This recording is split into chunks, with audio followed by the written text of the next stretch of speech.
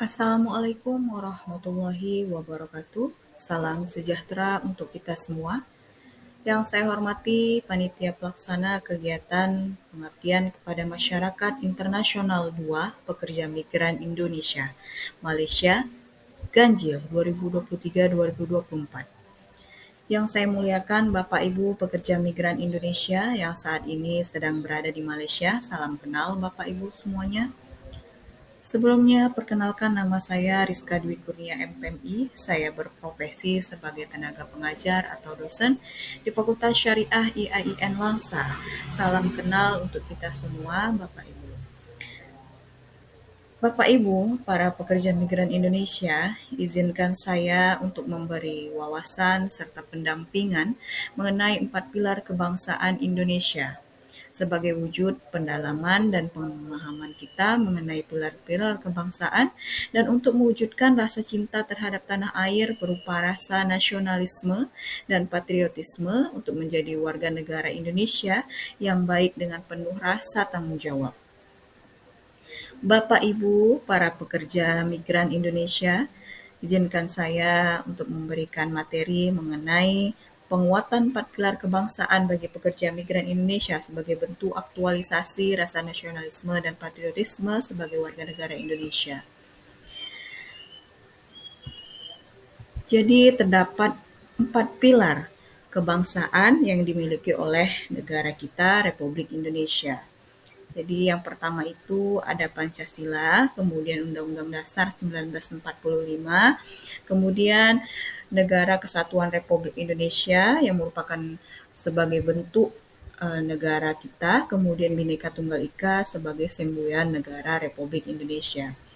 Dasar hukum sosialisasi 4 pilar ini terdapat beberapa dasar hukum, salah satunya adalah Undang-Undang Nomor 17 Tahun 2014, Junto Undang-Undang Nomor 42 Tahun 2014, kemudian Peraturan MPR RI Nomor 1 Tahun 2014, kemudian Impres Nomor 6 Tahun 2005. Oke, Bapak Ibu semuanya, mengapa penting 4 pilar ini diberikan pendalaman serta pemahaman, karena nantinya diinginkan untuk adanya aktualisasi nilai-nilai ini dalam kehidupan berbangsa dan bernegara begitu. Jadi sebelum kita mulai ke materi intinya, kita membahas dulu sebenarnya apa sih yang menjadi tantangan bangsa kita saat ini gitu. Nah, kita bisa melihat dari segi internal begitu ya. Ternyata yang pertama itu kita bisa melihat masih lemah sekali penghayatan dan pengamalan agama serta munculnya pemahaman terhadap ajaran agama yang keliru serta sempit Bapak Ibu. Kemudian pengabaian terhadap kepentingan daerah yang timbul yang akhirnya menimbulkan fanatisme kedaerahan. Kemudian kurang berkembangnya pemahaman dan penghargaan atas kebinekaan dan kemajmukan. Kemudian kurangnya keteladanan dan sikap dan perilaku sebagai pemimpin dan tokoh bangsa. Gitu. Kemudian ini kita yang tadi melihat tantangan secara internal, ini kita lihat bagaimana tantangan secara eksternal. Jadi Bapak Ibu, tantangan secara eksternal kita melihat ada banyaknya pengaruh globalisasi yang saat ini sedang terjadi di berbagai negara, bahkan di seluruh penjuru dunia. Kemudian yang kedua ada kapitalisme. Itu menjadi tantangan yang amat sangat eksternal gitu dalam kehidupan berbangsa dan bernegara. Oke, next. Oke, kita masuk kepada pemahaman dan pendalaman mengenai Pancasila. Saya paham betul Bapak Ibu dari dulu sudah mengetahui dan memahami Pancasila ini sebagai dasar negara kita. Namun pemahaman yang baik akan berujung kepada aktualisasi yang baik juga, begitu penerapan yang baik juga Bapak Ibu. Jadi Pancasila ini kita ketahui bersama, dia itu merupakan dasar ideologi kita. Kemudian dia menjadi pandangan hidup, way of life, dan pemersatu bangsa, Bapak Ibu. Nah, Bapak Ibu bisa bayangkan ya, dasar negara kita ini ya, setiap sila-silanya itu ya diterapkan dalam kehidupan sehari-hari.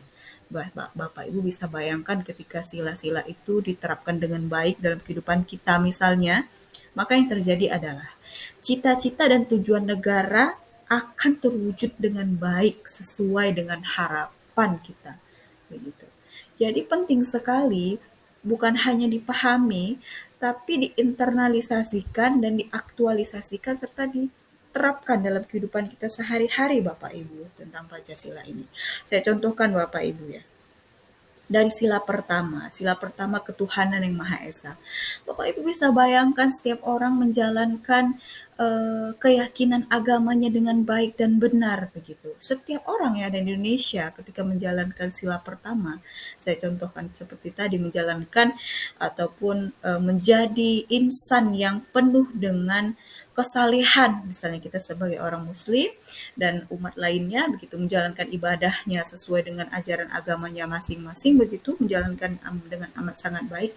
Bayangkan setiap orang di Indonesia menjalankan sila pertama dengan perwujudannya itu menjalankan ibadah dengan baik dan benar, maka negara Indonesia akan amat sangat tentram. Tidak akan ada korupsi, tidak akan ada kejahatan seksual, tidak akan ada kejahatan kriminalitas gitu Bapak Ibu. Jadi Pancasila yang kita ketahui dari dulu ini bukan hanya merupakan sebuah dasar negara, tapi dia dicita-citakan untuk diwujudkan atau diinternalisasikan atau diterapkan dalam kehidupan kita sehari-hari begitu. Karena ini merupakan cita-cita bangsa kita. Kemudian kita bedah lagi di sila kedua. Jika kita andaikan, kita impikan setiap orang sudah menjalankan ibadah ataupun menjalankan agamanya dengan baik dan benar, kemudian beralih kepada sila kedua yaitu kemanusiaan yang adil dan beradab begitu ya. Nah, ketika sudah beribadah dengan baik dan benar, maka otomatis nilai-nilai kemanusiaannya akan bagus dan akan menghasilkan manusia-manusia yang beradab begitu. Nah, jadi setiap nilai dalam Pancasila ini memiliki pendalaman yang amat sangat luar biasa dan sangat sempurna apabila dipraktikkan dalam kehidupan sehari-hari begitu. Maka penting sekali nilai-nilai ini kita hayati dan kita amalkan dalam kehidupan sehari-hari. Kemudian yang ketiga, persatuan Indonesia. Kita paham Indonesia ini amat sangat beragam, sangat majemuk, sangat berbeda-beda begitu. Maka perlu disatukan oleh satu kesatuan begitu ya. Kemudian sila keempat dan akhirnya kita menuju kepada sila kelima, keadilan sosial bagi seluruh rakyat Indonesia. Ketika manusia ataupun masyarakat Indonesia sudah mengamalkan sila pertama, kedua, ketiga, dan yang terakhir adalah mewujudkan keadilan sosial bagi seluruh rakyat Indonesia, maka cita-cita negara kita atau bangsa kita akan terwujud dengan baik dan juga sempurna. Jadi oleh sebab itu pembangunan ataupun membangun bangsa Indonesia ini bukan hanya melalui jalur pemerintahan, tapi kita sebagai warga negaranya juga harus menjadi warga negara yang baik dan amat sangat bertanggung jawab. Maka salah satu yang bisa kita gunakan adalah kita menggunakan pemahaman dan mengaktualisasikan ataupun mengamalkan nilai-nilai Pancasila ini Bapak Ibu dalam kehidupan kita. Kemudian kita masuk ke slide selanjutnya.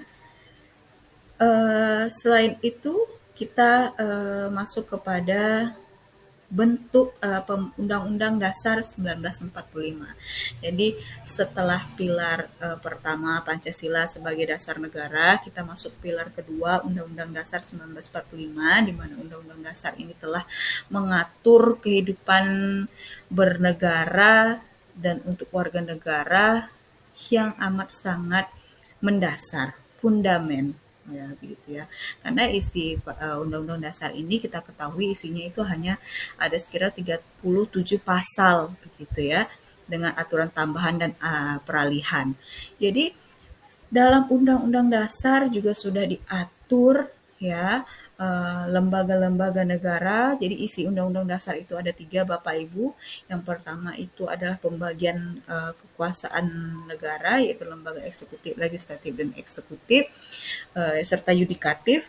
Kemudian ada mengatur tentang hak asasi manusia. Nah, jadi ini hak asasi manusia, hak yang kita bawa sejak kita lahir itu telah diatur dalam Undang-Undang Dasar 1945 di pasal 28, saya contohkan, yang membahas khusus tentang bab hak asasi manusia. Nah, diawali dengan pemahaman pembukaan Undang-Undang Dasar, Bapak Ibu. Nah, mungkin Bapak Ibu pernah waktu sekolah dasar gitu ya mengikuti upacara bendera setiap hari Seninnya gitu, sering dibacakan pembukaan Undang-Undang Dasar ini. Makna yang dibaca, mungkin kita secara harfiah menghafal, tapi ketika kita menghayati isinya itu amat sangat dalam, Bapak Ibu. Kenapa? Karena salah satunya adalah di situ ada tujuan negara Republik Indonesia, yang dimana tujuan negara Republik Indonesia terdapat pada alinea keempat yang tertuang dalam pembukaan Undang-Undang Dasar, yaitu melindungi segenap bangsa Indonesia, seluruh tumpah darah Indonesia, memajukan kesejahteraan umum, mencerdaskan kehidupan bangsa, begitu ya, dan ikut dalam ketertiban dunia, begitu. Nah, jadi memang sudah tugas dari negara melindungi segenap bangsanya. Jadi Bapak Ibu, para pekerja migran Indonesia misalnya yang berada di luar negeri, maka negara wajib melindungi warga negaranya yang ada di luar negeri. Tetapi dalam hal ini perlu kita pahami, kita pergi menjadi pekerja migran Indonesia untuk bekerja di luar negeri, kita harus memilih melalui jalur-jalur resmi begitu.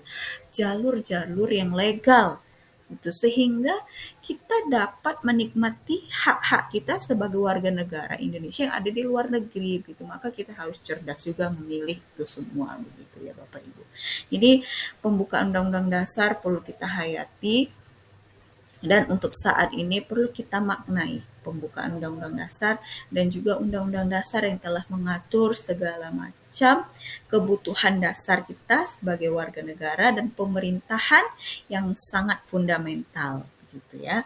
Nah, apa salah satu yang bisa kita petik dalam Undang-Undang Dasar ini? Yang pertama ada di pasal 29 misalnya mengatur tentang hak kita dalam memilih agama, begitu hak-hak yang sudah diatur. Kemudian pasal 28 tentang hak asasi manusia, di situ telah diatur kita memiliki hak asasi begitu. Yang mana secara konstitusional hak asasi ini, hak yang kita bawa sejak kita lahir ya, sudah dituangkan dalam Undang-Undang Dasar 1945, dan itu perlu kita ketahui dan kita hayati kembali sebagai pilar kebangsaan kita gitu ya. Kemudian selanjutnya kita masuk kepada Negara Kesatuan Republik Indonesia. Jadi setelah pilar Pancasila, kemudian pilar Undang-Undang Dasar 1945, kita masuk kepada pilar ketiga, yaitu adalah Negara Kesatuan Republik Indonesia atau NKRI. Jadi NKRI ini merupakan bentuk negara kita ya Bapak Ibu ya, perlu diingatkan kembali, bentuk negara kita adalah Negara Kesatuan Republik Indonesia. Begitu ya. Kita tidak merupakan negara federal, tidak merupakan negara serikat begitu. Kemudian apa pilihan bentuk negara ini, ada sedikit sejarahnya, mungkin nggak usah saya panjang lebar menceritakan, kita masuk ke slide selanjutnya. Nah, jadi bentuk negara ini sudah tertuang ya dalam pasal 1 ayat 1, kemudian Negara Kesatuan Republik Indonesia merupakan bentuk negara yang dipilih sebagai komitmen.